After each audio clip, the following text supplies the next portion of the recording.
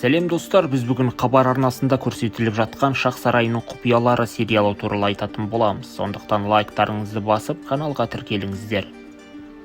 Телехикая Иран Ислам Республикасының туындысы 3 маусымнан 55 бөлімнен тұратын Шах сарайының құпиялары телесериалы биыл түсірілген.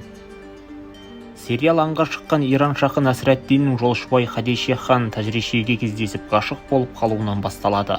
Ботадай көздеріне сүйсінген ол Хадишаға Жиран деп ат қояды. Патша күзетшісіне қызды сарайға алдыруды бұйырады, алайда Жиранның сүйген жігіті бар еді. Оқиға Жиранның Шах сарайына келуімен қыза түседі. Мұнда ол бақталастарға тап болады. Шахтың анасы да қарапайым отбасынан шыққан Жиранды қабылдағысы келмейді. 19 ғасырдың орта тұсындағы тарихи оқиғаларға негізделген туынды адалдық пен сатқындық, махаббат пен достық, туған жерге деген шынайы сүйіспеншілік, саяси стратегтердің күресі мен Шах сарайындағы түрлі құпия сырларды көрсетеді. Сериалдың басты кейіпкері Насреддин шын өмірде болған Иран патшасы, тарихи тұлға. Тағы үшін таласқан бабизм көтерілісін басып, оған қатысушыларды аяусыз жазалаған.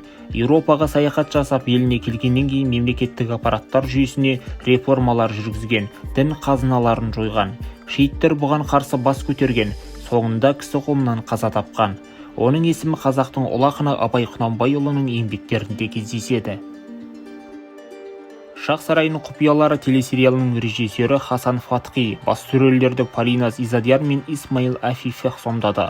Ақпарат ұнаса лайк басып, пікір жазып, каналға тіркелуді ұмытпаңыздар.